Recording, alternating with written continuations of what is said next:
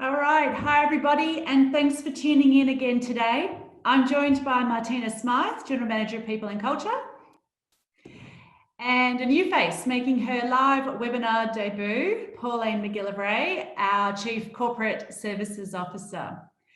I'll be providing you with an update on the YMCA status with JobKeeper to subsidy.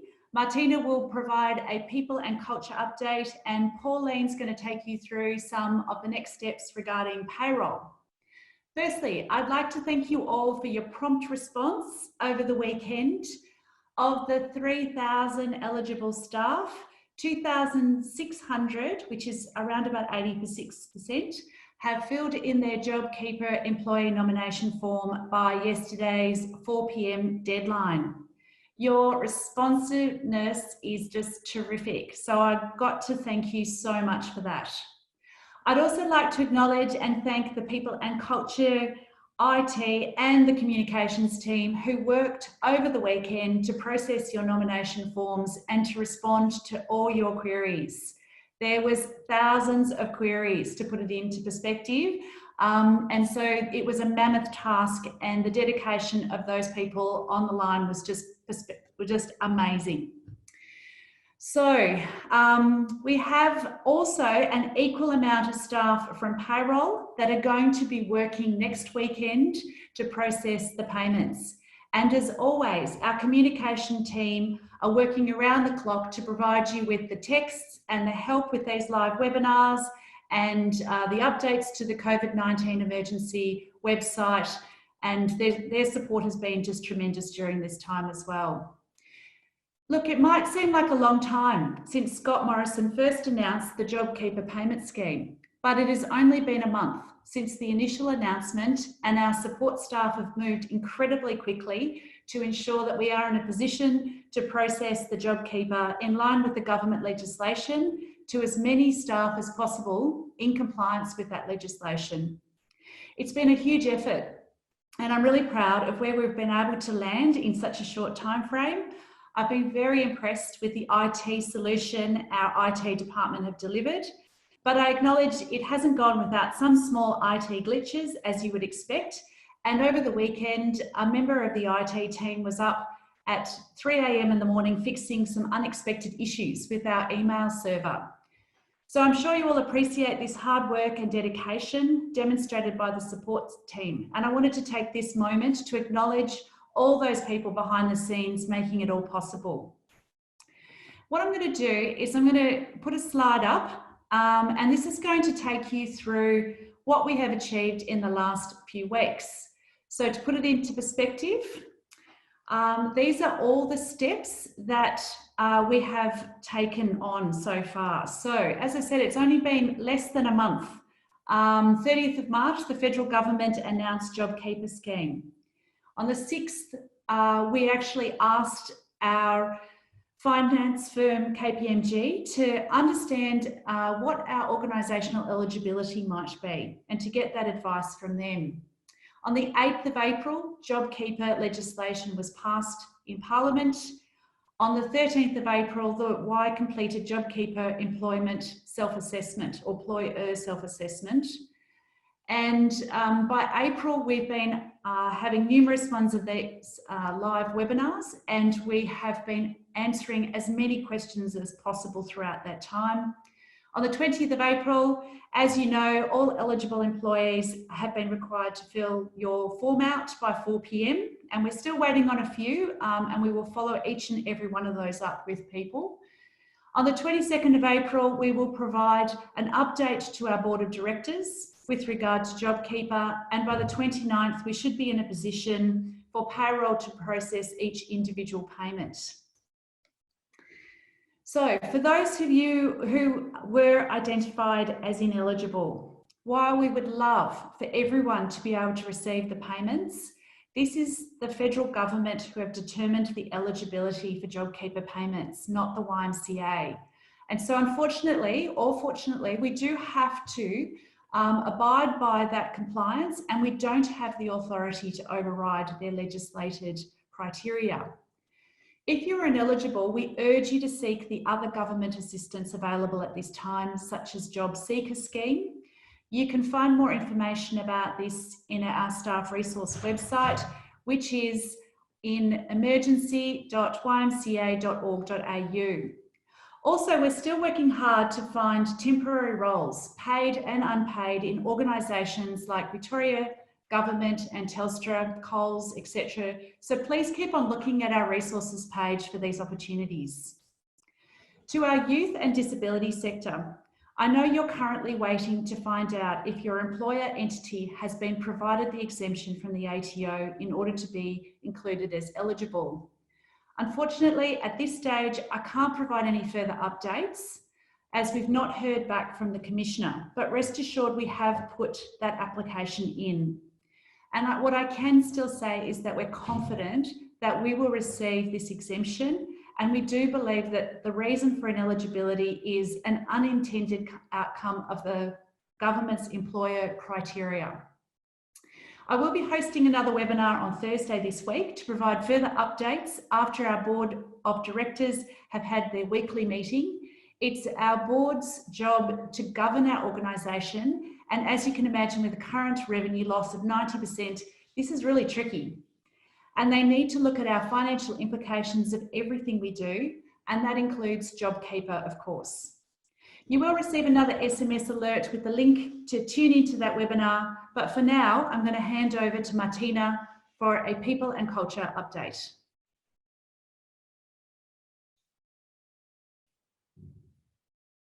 Sorry, I needed to unmute there. Hi everyone. Like Carolyn said, I'd also like to thank the teams that have been working over the weekend for all of their hard work in processing all of your JobKeeper nomination forms and responding to your inquiries. I know that I responded, and probably a lot of you out there that I had conversations with via the email and the inbox over the weekend, so it was good to be able to assist you with your concerns and queries. The team have worked tirelessly, and they're determined to make this possible. Has been outstanding. So when you're talking to any of the team, you know, just acknowledge that we really are trying hard to help you out at this very difficult time. There are still a number of people who were identified as eligible who didn't submit their forms by the deadline. So I'd like to remind you that if you are eligible, you must complete the form. And this is regardless of whether you're working or you've been stood down or you're on reduced hours. You must fill out the form to be identified as eligible. Just working isn't enough. And the P&C team, along with members of the YMS team, have been calling each of the individuals today, and we're making every effort to ensure that you are aware of your eligibility. And if you're one of those people, please submit your form as soon as you possibly can today. We have received a number of questions about annual leave entitlements or reimbursements since the JobKeeper scheme became available. As I said last week, there wasn't anything specific in the legislation in relation to this, and our focus has been up until now and is still on just getting the nomination set up for everyone who is going to receive the payments of the subsidy. So we will be now looking at all of those other issues that we know that people have been asking questions about, and we've taken those queries on board, and we'll be putting out some more FAQs and looking to answer your questions at upcoming webinars. We'll provide an update we have for all of our policies in relation to JobKeeper and your questions, hopefully at Thursday's webinar. So we're also going to give you a bit of an update on some of the payroll issues. So I'll hand over to you, Pauline. Thank you, Martina. Hello, everyone. Thanks to Carolyn too. What I'd like to do now is take you through the next steps for payroll with regards to the JobKeeper subsidy payments. The reason we needed a very strict deadline of 4 p.m. yesterday and the follow-ups today to have your employee nomination forms submitted was to allow time for our payroll team to process each individual staff member's pay and ensure that you all receive the appropriate sum. Given that this is a different process, a very new process for the payroll team who have been actively working with the Australian Tax Office, the payroll team will need the rest of this week and the weekend to ensure that they can get through every single staff member's payment in time. This is in order to meet the government's required deadline for payment. which is by the end of April. This means that the YMCA's JobKeeper payments will be made in next week's normal pay cycle. Depending on your bank, you will receive that payment either on Wednesday the 29th of April or Thursday the 30th of April. You will receive your JobKeeper payments on the same day and time that you would normally receive your wages from the YMCA. I'd also like to remind you all that the $1,500 fortnightly payment of JobKeeper is the before tax amount. You will be taxed on this sum as you would in a normal pay period. So don't be alarmed when you find on your payslip that it's a little bit less than $1,500. Thank you all. I'll now hand back to Carolyn, who will start beginning the questions and answers. You're on mute, Carolyn. I know. All right, thanks Martina and thanks Pauline. Look, I'm going to start with some questions. There's 9 or 10 open questions. I see some people have raised their hand, but if you could just ask the questions on the Q&A down below, that would be helpful because I can't answer your raising hands. Okay, so this one's for Martina. I have yet to receive an email confirming my JobKeeper form has been received. I submitted yesterday afternoon. When will this confirmation be sent? Okay, thanks for that. We have had a number of people that have had a delay in receiving their confirmation email. As long as you've hit the submit button, your form would have been submitted and we would have received it. You will receive the confirmation email, but it sometimes has been taking up to 24 hours. What you can take heart from, that if we've received your form, you won't have got contact from us this afternoon. So if you haven't heard anything from us this afternoon, it means we have actually received your form and there's nothing further that you need to do. So you can be rest assured, we want every single person to have the opportunity to submit their JobKeeper form. And so we are following up absolutely everybody. So what will happen if I've been paid annual leave? Martina? Yes, so I can see on that one it said paid annual leave in your last pay. So if it's gone through in your last pay, you would have also had the tax on that and you would have had your annual leave loading paid on that. So that leave won't be returned to you. However, if you have leave in the system for the future and you want to cancel that leave, you can do so. The further bit with that is under the JobKeeper, and we will be working with your managers and they'll be speaking to you about this.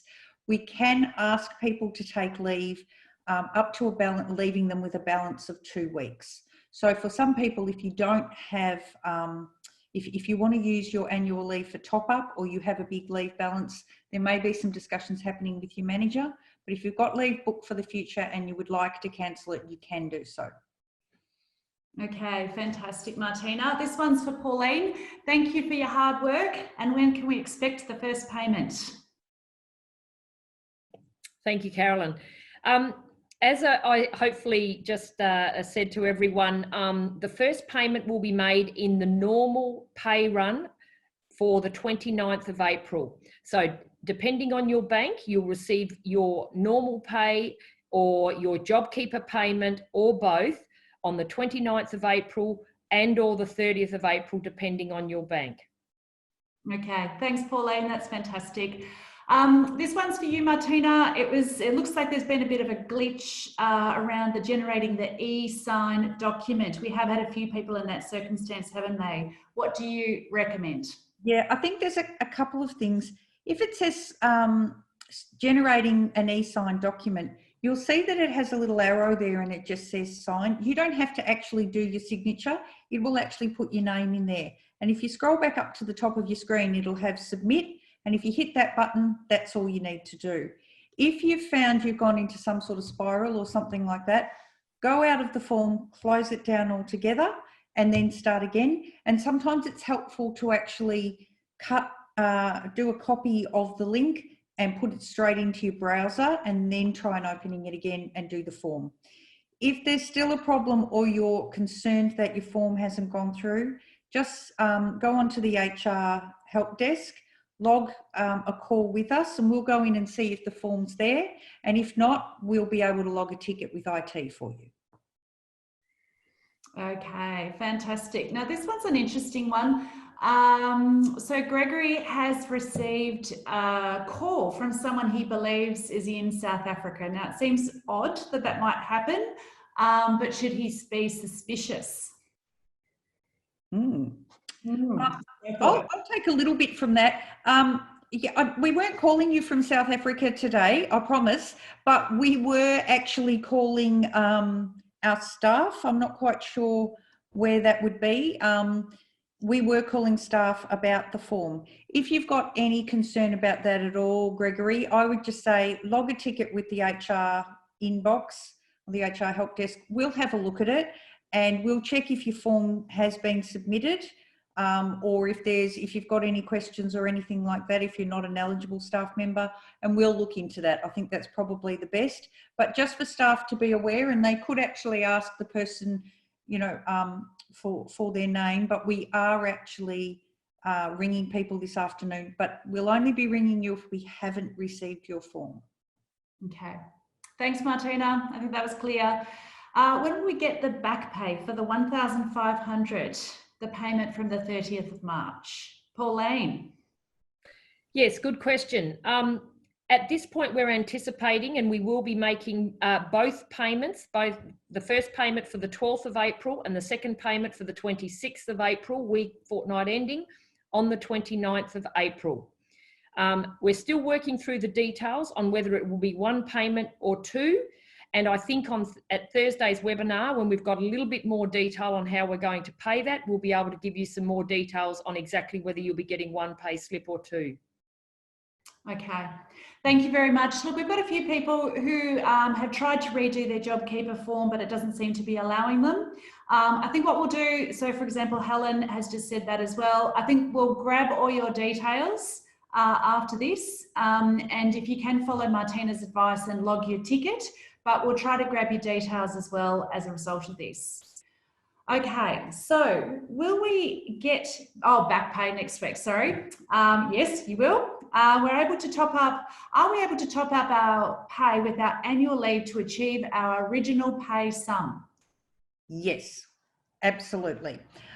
You'll just need to put in the standard way that you would your application for leave. Okay, so this one is about, okay, again, can you please confirm whether or not we have been informed YMCA Victoria is eligible to receive payments? Martina, I'm going to let you have that one. Okay.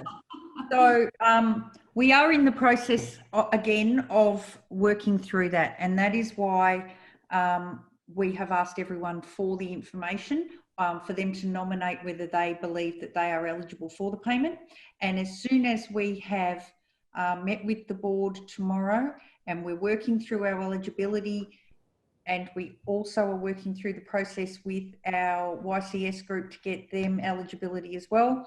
As soon as we have that, we will let you know. So we're very confident, but we're still working through that. Okay, thanks, Martina. And Pauline, the legislation says that we get 1,500 after tax. Oh, that's an interesting question. We've done a lot of research, and we've certainly been dealing directly with the ATO and certainly our external professional firm, KPMG. It is very clear that the $1,500 JobKeeper payment is to be taxed as normal. Correct. Sorry about that. If I'm receiving JobKeeper, who should I contact? Depends what your question is, I suppose. Once again, I'm probably making work for myself and my team, but if you have received a form to tell you you are eligible for JobKeeper, and you've filled in the nomination form confirming whether you are or saying you don't want us to be the primary employer, that's all you need to do. Hit that submit button and we'll take it from there. I'm not sure what this means. Is it backdated from when we were stood down? No. So Pauline, do you want, oh, actually Martina, why don't you answer that? Yeah. Okay. People have been stood down on different dates. JobKeeper comes into effect on the 30th of March. So you will be, if meeting all the criteria, and if you are an eligible employee and we are an eligible employer, then you will be paid from the 30th of March. Okay. Gotta love this one. Thank you, lovely ladies, for fixing my email. You lovely ladies for fixing my email issue over the weekend and sending me my forms. So please pass that on, Martina, to your wonderful people. That's I was deemed ineligible because my tax declaration said YMCA wasn't my primary employer, but this is no longer relevant. What do I do? Okay, I can take this one. I've had this one a lot over the weekend. Look, there are a number of reasons why we may have had the data that the YMCA wasn't your primary employer.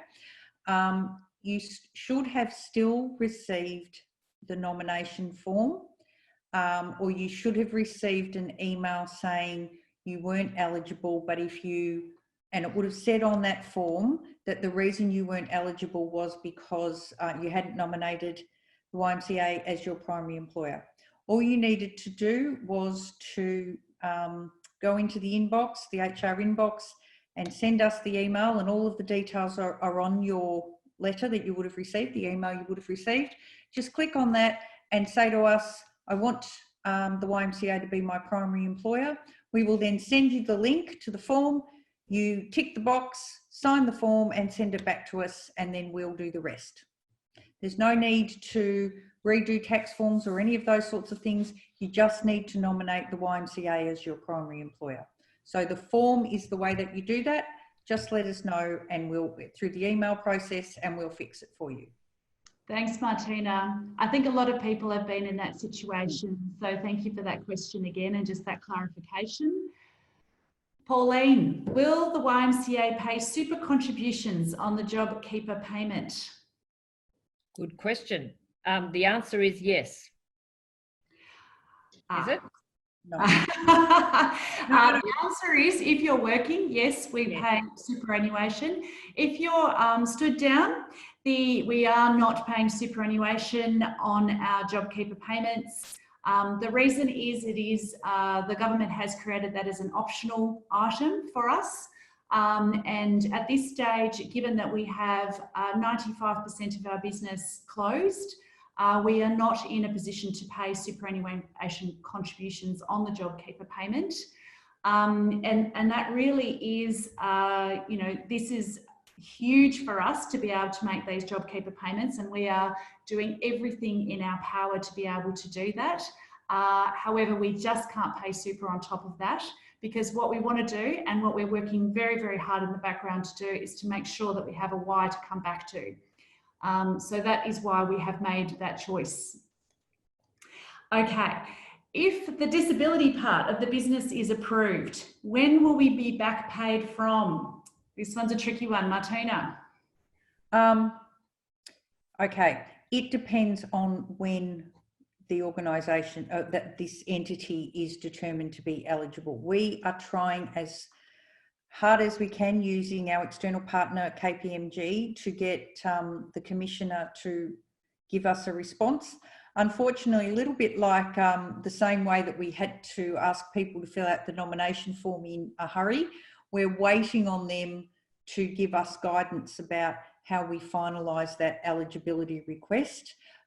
We have done all of the work for that, but we're just waiting for them to get back to us.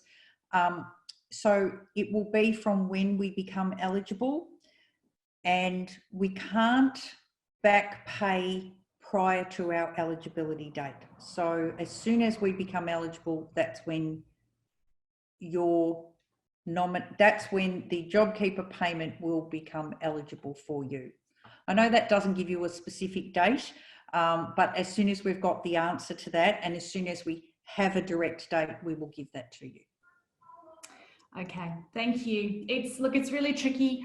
This is a brand new legislation. We are working as hard as we can, but we are dependent on the ATO Commissioner the ATO Commissioner has really broad-reaching powers to do the right thing. And I will say the government want to pay employees. So, so what I will say is that we are pretty confident of that. But Martina, thank you for that answer. Okay, we've probably got time for two more.